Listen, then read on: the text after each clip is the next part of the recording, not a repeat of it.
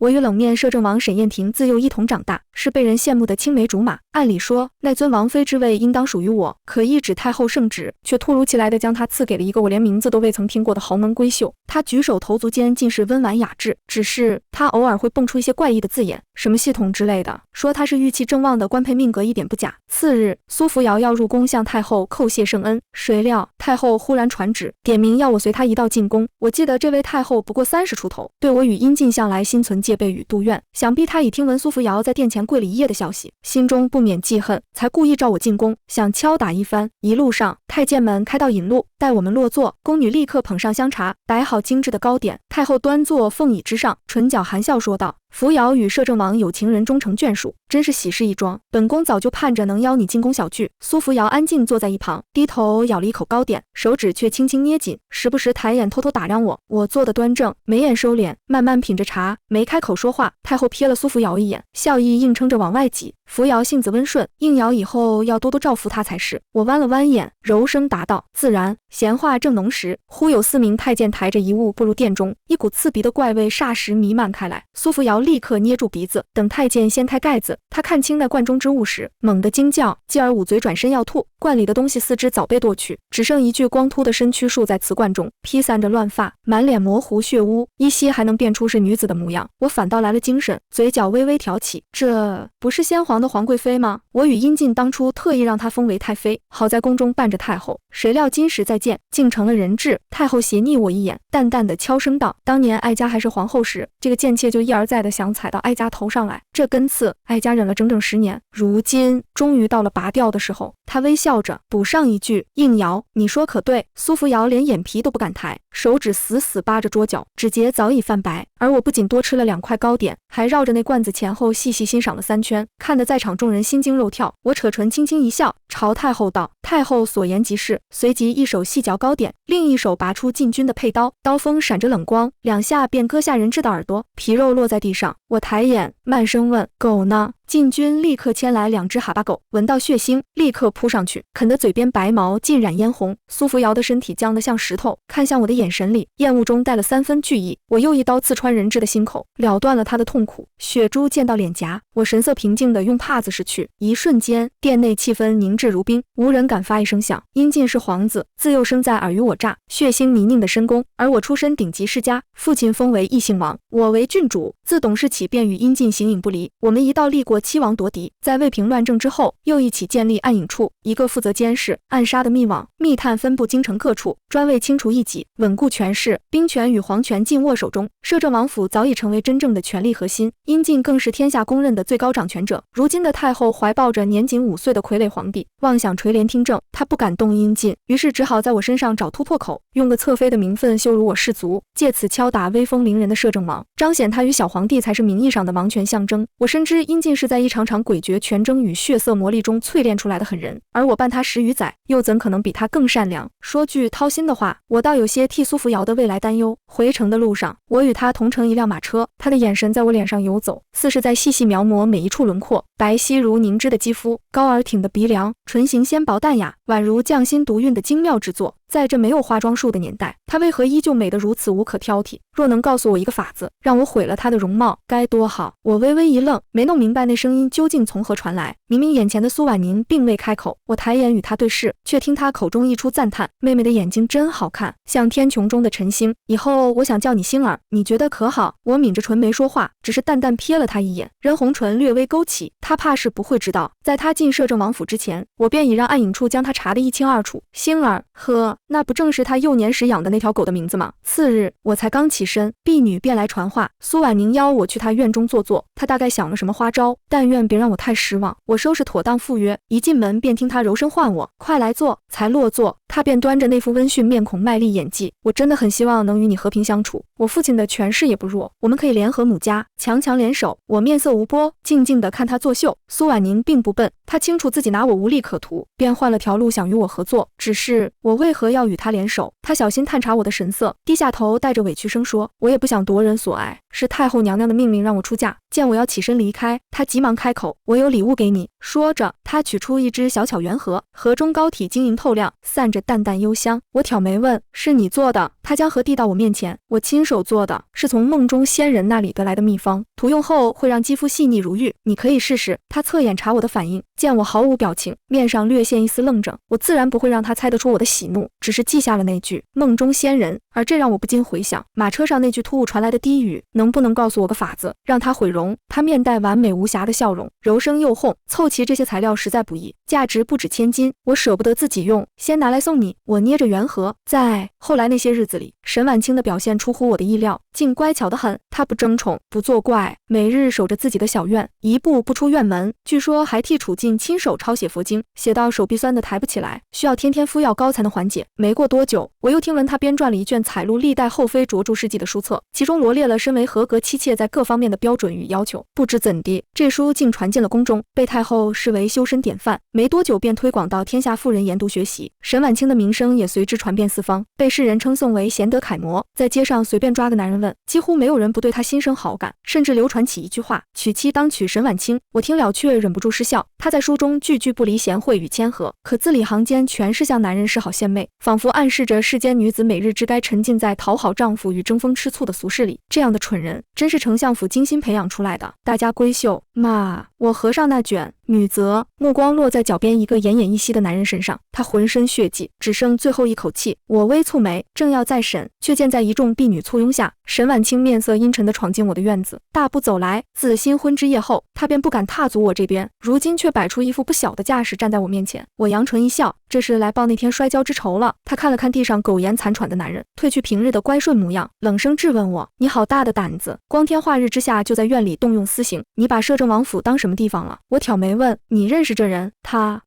地摔碎我桌上的瓷杯，眼神凌厉，冷笑道：你个封建余孽，如此欺辱别人，总有一天也要尝尝这滋味。话音未落，我又听见他低声嘟囔：官二代，装腔作势，要不是生在名门世家，你还不是条狗。我微微讶异，平日像只温顺小兔的他，面对我时竟能说出这样锋利刺骨的话。我捏着下巴，假作思索，嘴角勾起，那你打算怎么做？他冷哼，今天这是我管定了，楚晋不在，我便替他约束摄政王府的礼仪规矩。他转向地上的男人，起来，随我走，本摄政王妃替你做主。我懒懒地靠在藤椅上，王妃好大的官威。沈婉清冷笑，叶扶摇，你最好明白何为尊卑，妾就是妾，我至死都压你一头。今日我念你是初犯，不打算闹大，你就好好闭门思过吧。他又吩咐婢女去找最好的大夫，为他治好伤，再送出府去。那男人抬头望他，额上布满细汗，眼神古怪至极。他却回以一抹亲切的笑：你莫怕。后一句却带着阴阳怪气，不是所有人都心肠歹毒。见我不作声，他得意地带人离开。忽然三名暗部密探悄然落地，垂手请示尊主，那死囚怎么处置？我淡淡道：出了府，送他一程。杀！目光追着他的背影，我轻啧一声，有趣。这个人正是3年前陷害他亲兄长入狱的罪魁祸首。那时沈家长子含冤入狱，最终被人活活勒死，而凶犯逃脱，暗影处不久前才将此人抓来给我，没想到却被他一本正气的就走。杀害谢亲的仇人，他竟不识的。沈婉清出了一次风头后，又回到那副贤良淑德的模样，一卷卷佛经送到摄政王面前。我依偎在楚晋怀里问：你觉得沈婉清如何？楚晋慢悠悠地包着核桃，他滴一声，核桃裂开，他取出皱巴巴的果仁，掰成2半，去掉隔膜，喂到我嘴里。我嚼了嚼，苦中带甜。怎么看到他替本王抄佛经，惹燕燕不高兴了？燕燕是我的乳名，及笄后几乎没人再叫，唯有楚晋私下里会这样称我。我偏过头，他的贤惠天下皆知，为你赢得了贤名，看来他对你倒是赤诚。楚晋笑着凑近，在我眉心落下一吻。他不过是个自以为是的东西罢了。冰凉的唇刚离开，我眉心便传来钝刺般的痛，痛得眼前一片模糊。楚晋握紧我的手，怎么了？疼痛在一瞬间消失，我睁眼，周围却有些恍惚。子晋，我头疼。他看我的眼神带着隐隐的焦虑，你最近太操劳了，今日让萧默替你去按部视察吧。话音未落，一个身着黑袍的男子自檐上落下。尊主，您若身体不适，萧默替您去便是。萧默是我与楚晋的左膀右臂，不能见光，日夜跟随在楚晋身边。楚晋前朝有事，萧默也会随行。我揉了揉眉心，方才的痛感虽消退，但头昏脑胀，仿佛脑海里多了个什么东西。不过这些年我受过的伤数也数不清，这点疼算不得什么，我并未放在心上。只是沈婉清那边又有了新的动静。最近一段时间，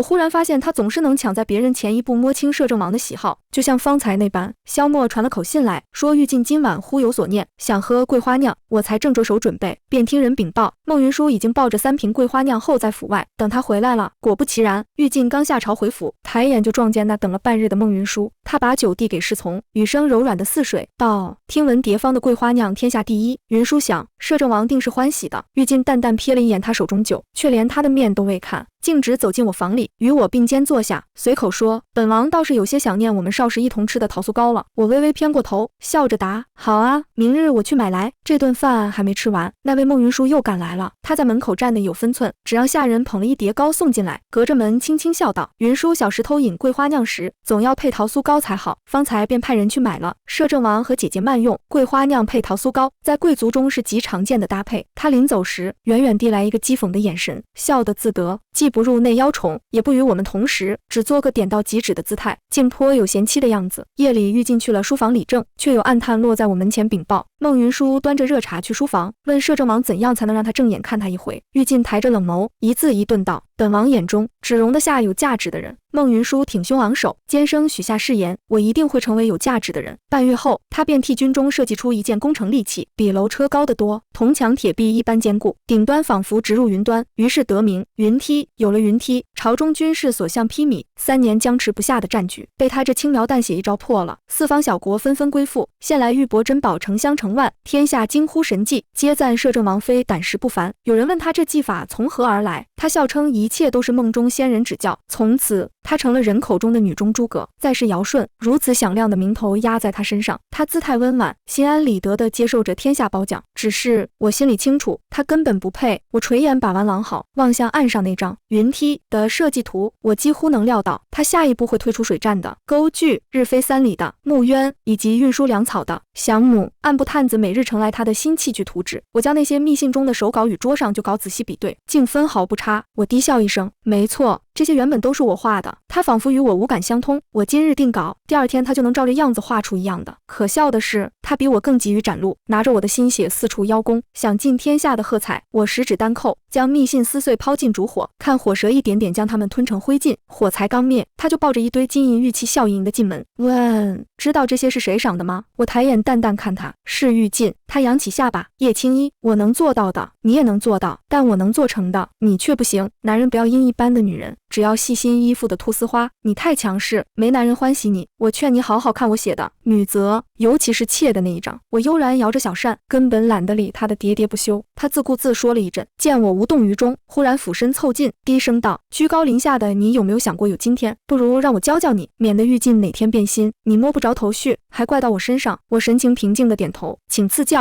他见我反应淡漠，怔了片刻，才带着几分轻蔑开口：玉进未登顶前，他要的是能同苦同甘的伴侣，可如今他权倾天下，你的存在只会让他想起那段低谷的往事。他的成功要由另一个女人来欣赏，那人就是我。他说这话时眉飞色舞，屋中却静的能听见彼此呼吸。好一会儿，我才望着他认真的问：你没有其他事情可做吗？什么？我指尖轻轻敲着冰书枫叶，你脑子里就只有玉进吗？他讶然反问：难道你不是？我摇了摇头，语气真诚：我没空去想他，我很忙。这句话不知为何像刺一样扎进他心里。孟云舒的脸瞬间涨红，狠狠道：你装什么？我歪头浅笑，也许庶女不用操心这些。他彻底恼了，猛一掌拍在桌上。我只是点头，表示明白了，慢悠悠地拈起一颗葡萄送入口中。他羞恼交加，还想说什么，却一时找不到话，只好咬牙转身离去。我神情自若倒了壶酒，轻啜一口，心底暗叹：我确实很忙，如今朝局沉暗不明，暗朝间更有蛀虫般的乱党潜伏，我要暗中调和各派的嫌隙，日夜提防不臣之心。剩下的些许空隙，还要细思如何让母家延续荣光，如何在这全场翻涌之海浮沉而不倒。我随手翻了2页兵书，心中暗想：嫡女与庶女的差别还真大得很。窗外弯月如钩悬挂，夏夜的虫鸣清脆入耳。沈燕将我揽进怀里，我却无精打采地推开他。可那气势凌人的摄政王又一次逼近抱住我，这回我竟挣脱不开。沈燕指尖勾起我的下巴，迫使我仰头望向他，无端的暧昧在空气中泛滥。他来过，我弯了弯唇角，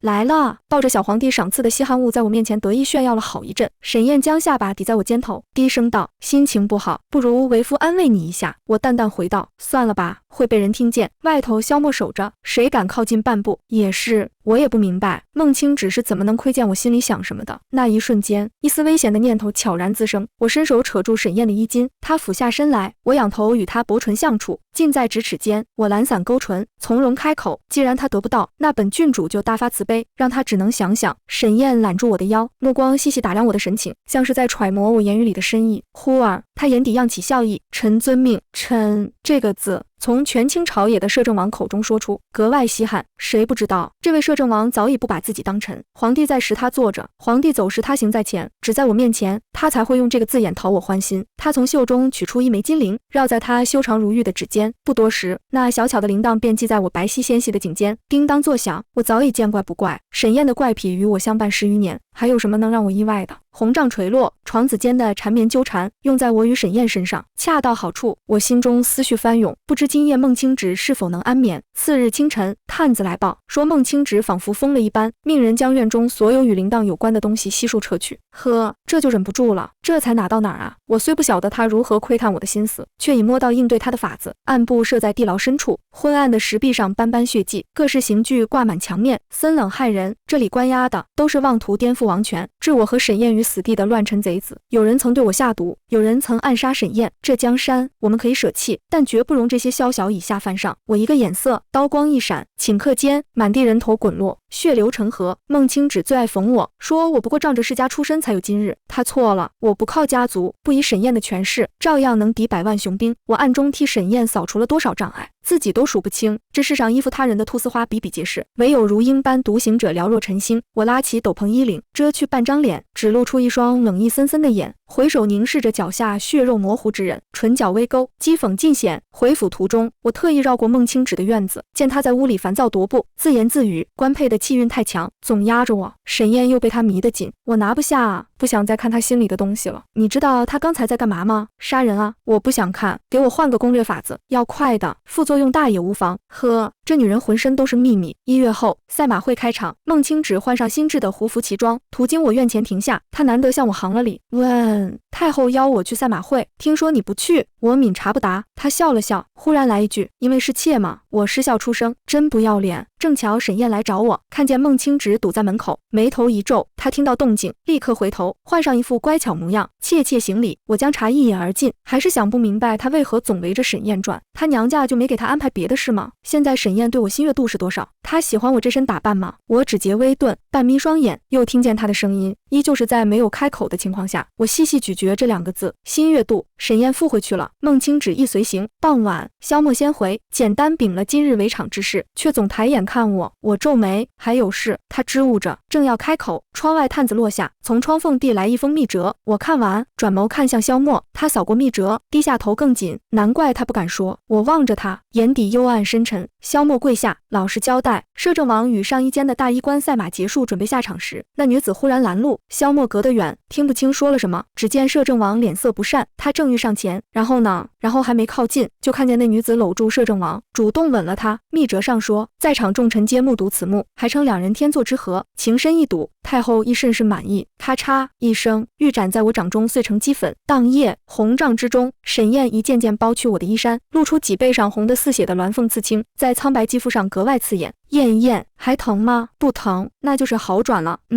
沈燕的手指站着药膏，微微一顿，看向我，欲言又止。我侧头盯了他半晌，淡声道：药上好了，那我睡了。说罢便合衣躺下，背对着他，忍着火辣的痛，不露半分异样。忽然，一只大手将我揽入怀中，无奈低语：为夫又不是傻子，怎会让他碰到这些？你不必和我说。沈燕问：现在背还疼吗？疼。他低低笑了声，将我翻转在床上，拧开瓷瓶继续上药。上完后，他将瓶子放到一旁，烛火映着我的脸，添了几分妖冶。我扯下红帐，将他扑倒在身下。我从不参加赛马会，这在王公贵族间早就不是秘密，因为我很早以前就已经无法再骑马了。14岁那年，我与玉进遭奸人暗算，困在穹顶山，玉进当场重伤，昏迷不醒。我们手无寸铁，别无选择，只能躲进一个矮小的山洞里。偏偏那一晚正好是月圆之夜，狼群出没，血腥气引得他们蜂拥而至，一双双忧虑的眸子死死盯着我们，饥饿、残暴、凶狠。狠，像要将人撕碎。我为了护住玉晋，直接扑在他身上，死死将他压在怀里，任由饿狼的利爪撕碎我的衣裳，刺穿皮肉，扯断筋肉，仿佛濒死的疼痛让我脸色惨白如纸，汗珠一颗颗滑落，周围的一切都被我抓得破烂不堪。等玉晋醒来时，我已如一具破碎的血人，背上森森白骨清晰可见，整个人歪倒在他怀中。后来虽然捡回一条命，但原本光洁的后背上却永远留下一片狰狞的疤。更糟的是，每逢月圆之夜，剧痛如刀割般难忍。玉晋亲手在我背上纹了鸾凤，以遮掩伤痕，又不惜耗费心力，四处寻找止痛的良方。如今那位神医已被他请入宫中，官至上衣监的大医官，只是那人性子怪得很，每年都要摄政王与他赛马交际才肯给药，所以哪怕摄政王权倾朝野，政务繁忙，每年赛马会他也必定现身，只为替我拿到那一瓶止痛的药膏。至于孟于宁这事，玉晋没让我插手，他说若连这点事都处理不了，我就该换个夫君了。我也觉得我亲自出面，不是白白抬举他吗？我干脆让他连靠近我说话的机会都没有。玉晋说，那天在围场，孟于宁对他说了些奇怪的话，要拯救他，要陪伴他，要与他君临天下。我听得笑出了眼泪。他说要救谁？摄政王一怒，伏尸100万，血流成河，天下间又有几人能担得起这样的代价？我让玉晋替我传话给小皇帝，多多赏赐孟于宁。于是连续几日，各种恩赏源源不断搬进他的院落。玉晋拿着玉簪替我挽发，试了几次都没成功，干脆把簪子丢了，一下一下用手揉着我的发丝。燕，玩够了吗？我眨了眨眼，笑得明媚。没呢。几番天大的赏赐下去，孟于宁终于飘了，露出了致命的破绽。他竟敢主张废除君权神授。为了稳固政权，君主常自称受命于天，以此治理天下，而他却说百姓不应盲从君主的指令，不能反抗是不对的，应该军民一心，众志成城。他这番话被人传进朝堂，居然还有大臣信奉推崇，甚至暗中在民间散布，消息迅速四处流传，百姓听了反而心生惶恐。这是什么话？听着像是在鼓动天下谋反，他们只想安稳种地，吃饱饭，传宗接代，造反是逼不得已才会做的事。这话传到我耳边时，我正斜靠着手腕，心潮刚立，人心未稳。我只一句话，摄政王便抄了几位大臣的府邸，整整杀了3日才算干净。天下人这才明白，孟于宁若在胡闹，所有人都要陪着遭殃。如今这不就是报应？血淋淋的教训让人懂得畏惧权势。舆论翻转极快，曾受万人敬仰的孟于宁从云端狠狠摔下，变成众人唾骂的对象，怕和他沾上关系，落得满门抄斩的结局。家家户户都做了个挂着他名字的稻草人，平日用烂菜叶杂，连丧家之犬都懒得咬他2口。说到底，我还得谢谢孟于宁，若不是他，我哪能揪出那几个躲在角落里怀着谋逆心思的乱臣贼子？他被千夫所指，受不了，红着眼进宫找太后撑腰，密探回报，说他可怜兮兮的哭诉，要我道歉，不如让我去死。他便称自己没有鼓动造反，只是想让百姓觉得摄政王亲民，更好的归顺而已。是叶扶摇胡乱揣测，说他谋逆，我可是正妻，他凭什么踩在我头上？这话怕是戳中了太后的痛处。她当皇后时，没少忍受各路妃嫔的折腾。果然，不到1炷香的时间，宫里就有人宣我进宫。我称病不去，打发了太监，谁知太后亲自来了。我行礼，太后握住我的手，冰冷的金护甲嵌入肉中，生疼。于宁他知道错了。我与太后那双含笑的美眸对视，扶摇说了不算。太后笑道：扶摇啊，摄政王最听你的，我命于宁将管事权交还给你，此事就此作罢。他意味深长地拍了拍我的手背，随即摆驾回宫。孟于宁被太后降旨，跪在门前，等丫鬟搀扶回去时，双腿已软得走不动。太后话说到这个份上，他的命算是保住了。为了挽回名声，孟于宁拉了他所谓的梦中仙人出来顶罪，说那番言论是梦中仙教他的，并非他本意。这场闹剧以他父亲孟丞相向我一拜3叩收场，但他不是为女儿，而是为自己。孟丞相原是贫寒书生，金榜题名后步入仕途，一步步艰难攀上高位。可孟于宁的话已触犯了以我叶家9王府为首的世家贵族的根本利益。孟家虽贵为丞相，在百年基业的王权门第眼中不过是渺小的蝼蚁，若他不立刻跪下谢罪，明日孟家就会被连根拔起，祖坟都得被铲平。至于他的好女儿，恐怕死上100次都不够。我想这一次天真的孟于宁大概学会了怎么活下去吧。3月3上巳节，小皇帝与太后设宴，邀请群臣入宫赴宴，孟于宁自然在列。他一直被软禁在院中，好不容易才有机会出来。为了今日，他费尽心思打扮，生怕被人抢了风头。俗话说，越美的东西越爱显摆。孟于宁这一身乍一看半点不值钱，还夹杂着几分说不清的庸俗，恨不得全身金饰都挂出来。俗不可耐，与我交好的皇族、贵族们纷纷围到我身边，不断追问我孟雨兰是不是精神出了什么问题。从头到尾，孟雨兰都刻意与我保持着疏远，偷瞧我的目光中莫名带着心虚，可那份记恨却毫不掩饰地写在脸上。此时有3位与太后交好的贵女走向他，4人先是互相见礼，随即低声交谈起来。不知道他们又对孟雨兰说了什么好听话，竟让她眉开眼笑。后来有世家小姐悄悄告诉我，那几个出身不高的小护女想攀附孟雨兰，一口一个摄政王妃，哄得她心里乐开了花。原本宴席吃得好好的，孟雨兰忽然伸手拦下了端菜的宫女，神情傲然地吩咐：摄政王最爱这道菜，端来给他。满朝文武齐刷刷抬头望去，他一派摄政王妃的架势，亲自将那碟小菜摆到了玉镜的面前，还当众吩咐撤掉一盘无精，记住，摄政王不吃无精。宫女吓得面色煞白，连声称是，匆匆端走了玉镜桌上的那盘无精。可他的话音还未落，我便夹起自己盘中的一块无精，送到玉镜唇边。这无精烹得极好，你尝尝。全场瞬间陷入死寂。孟雨兰盯着我，眼底闪过一抹狠意。摄政王年少时曾被困在穹顶山数日，靠无根充饥，此后见到此物便胃痛难止。你怎么？玉镜一言不发，只是微微启唇，在孟雨兰的喋喋不休声中，就着我的玉块，将那块无精缓缓吃了下去。的确不错，我笑了笑，又将小半盘无精倒进他的碗里。那就再吃些。众臣屏息盯着摄政王的神色，却见他只是勾唇一笑，欣然接受，一块一块的吃得干干净净。孟雨兰看着玉镜，眼圈渐红，摆出一副心疼的模样。侧妃，我还以为你是贴心照料摄政王的，没想到你竟不顾他的身体。我支着下巴，语气平静，我与摄政王自幼相伴，困于穹顶山时我就在他身边。怎么，你的先人没在梦里告诉你这些吗？孟雨兰瞳孔微缩，我冷冷看着他，他的喜好我比你记得更真切，真切100倍。随后我斜眸瞥向那位用喝茶掩饰却在静静听着的太后，或许是我的目光太锋利，太后立刻出来打圆场，并将孟雨兰叫走。此后他们2人再未回到席上。我心中暗想，太后怕是也不敢了吧，毕竟当年陷害我与玉镜困于穹顶山，险些丧命的那位奸人，正是如今的太后。那时她还是皇后，只因腹中之子想做太子，而玉镜是先皇最重视的皇子，虽未立储，但继承皇位几乎是板上钉钉。我半眯着眸，心中已有打算。夜深宫门紧闭，臣子们纷纷离席，急忙回府。我绕过禁军，借力一跃，翻身登上栏杆，取出银钗，咔，细微一声，窗上的棉纸被戳出一个小洞。忽然身后伸来一只手，如厉鬼的爪般准确地扣住我的后颈。我还没反应过来，那只手猛地一拉，我整个人向后摔去。我反手抬肘狠狠击向后方，却仿佛被他料到，转头一看，竟是玉镜。我不由感叹这些年的默契，原来他在席上也对太后叫走孟雨兰心生疑惑，你到底能不能做好？太后尖锐的声音在寂静殿内格外刺耳。我与玉镜同时停下，一齐望向殿内。我能，我来就是为了攻略玉镜的，可是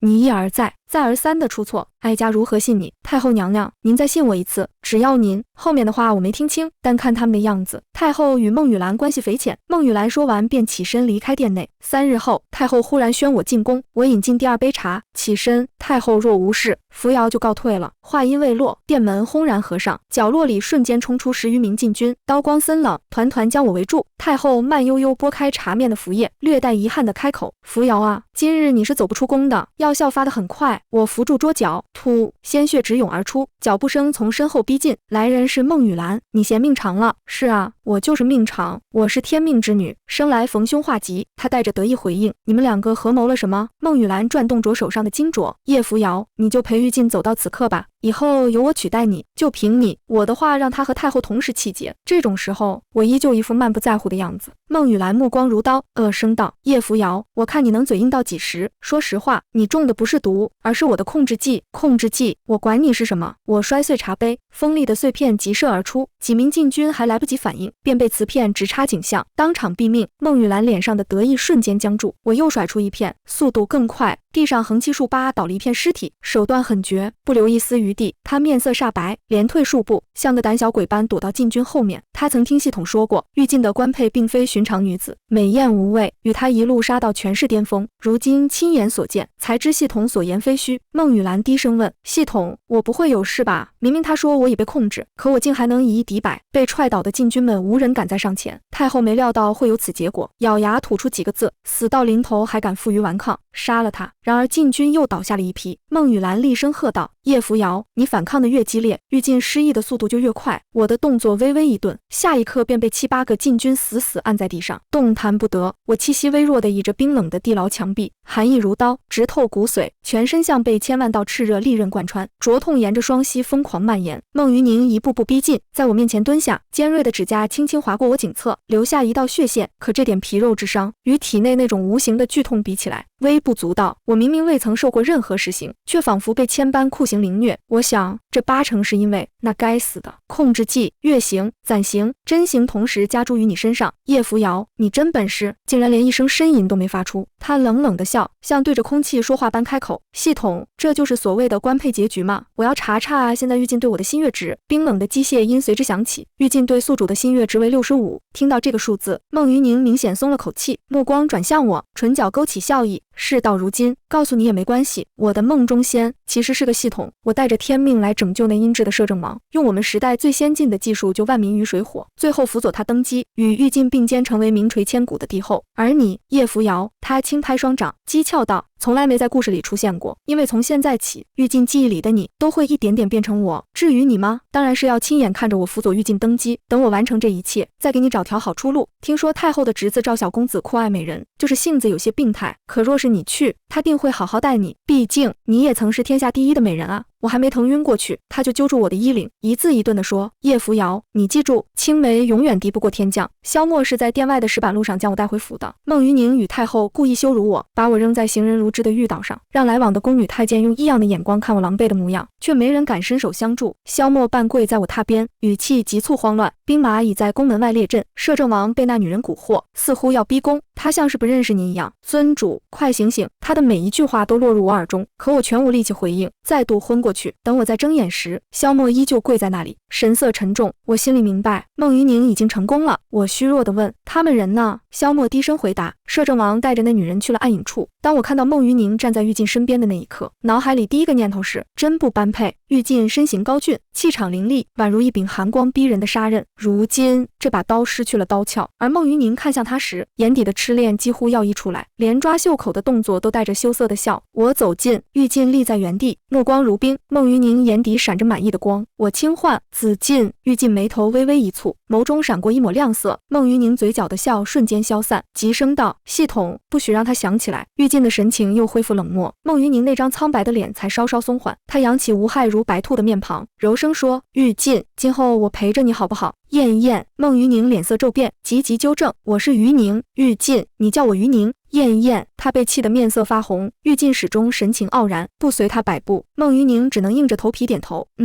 我是。”玉进脸上才浮现一丝柔情，他用尽情意催眠他：“玉进，你我是青梅竹马，一起长大，在穹顶山上，我为你挡过狼群袭击，为你创建暗影处，稳固政权，是你做的。”孟于宁眼睛都不眨：“是我。”我站在旁边，越听心越凉。玉进，他把我忘了。两人的眼神缠绵温柔，而我成了多余的那一个。我失魂落魄地收回视线，转身离开。走出门没多久，就听见身后桌椅碰撞的声音，紧跟着传来孟于宁压抑的痛吟：“玉进，你要做什么？放开我！”我喘不过气了。男人的嗓音低沉，透着3分嗜血的狠戾。“你确定是你做的吗？”我微微仰头，唇角扬起一抹野性又美丽的笑意。“孟于宁，我们这场戏演得不错吧？”密室之中，那名身披漆黑王袍的男人懒散地靠在椅背上，深刻的面容仿佛笼罩着一层冰冷的寒雾，一双如鹰般锐利的眼眸闪着冷冽凶光，在摇曳的烛火映照下显得愈发阴寒。他骨骼分明，气质凌厉，腰间垂着一枚温润无瑕的白玉佩，而我悠闲地走到玉进身侧，侧身倚在他肩上坐下。我忽地挑了挑眉，眸底闪过一抹诡谲之色，唇边挂着从容笑意，低声道：“这画面你可有些眼熟，就像当初我们3人初次相见时一样。”当时的孟于宁一脸惊恐，浑身颤抖着瘫坐在地。忽然他的瞳孔骤然放大，双手止不住的发抖，结结巴巴地吐出2个字：“你们。”我双臂抱胸，悠然地勾起一侧嘴角，这一次算是青梅压了天降吧。孟于宁的目光癫狂地在我与玉进之间来回扫动，嘴里不断重复着：“不可能，不可能。”我唇角微扬，露出一抹没有半分笑意的弧度，缓缓地说道：“世家门阀培养出的女儿，怎会让你占了半点便宜？你不过是一条异世的剑魂，仗着未卜先知的优势，肆意更改他人的命运与国运。孟于宁，你最该千刀万剐，死不足惜。他猛地拍着自己的脑门，神色疯狂。怎么回事？快出来告诉我怎么回事！我走过去，反剪他的双手至身后，垂眸冷声道：看看你有多么不堪，没了那玩意儿，你还剩下什么本事？孟余宁艰难地吞咽着口水，心底一阵发寒。你别碰我，我是带着天道使命来的啊！他的惨叫声骤然响起。我反扭他手臂，骨节发出咯咯的响声，掐住他脱臼的胳膊，语气冰冷到无情。再说一次让我听听，在我成长的地方，从来没有慈悲这种词。孟余宁疼到冷汗直冒，眼泪在眼眶打转。系统，快帮我！前方忽然传来危险的声线，他猛地抬头，对上一双幽暗如深渊的黑瞳。玉静低声道：那东西在你身上，对吗？孟余宁干裂的唇颤抖着，满脸惊恐地正坐着。下一瞬，一柄寒刃直抵他眉心。玉静残酷开口：在这！他拼命唤着系统，剑锋却无情划开他的手臂，鲜血瞬间涌出。救命啊！他连滚带爬，泪水鼻涕呼满脸，背上又挨了一刀，血流如注。呜呜！我要用积分换击骨重生，系统快救我！伤口的确在迅速愈合，但生机的速度远不及玉静的刀锋。冰冷的机械提示声传入我耳中，积分耗尽，子尽！我开口叫停玉静。此时的孟余宁浑身是血，却没有致命伤。他缩在墙角，抱头发抖，隐约望见两道人影并肩而立，踩在血泊中俯视着他。燕，你要现在取那东西吗？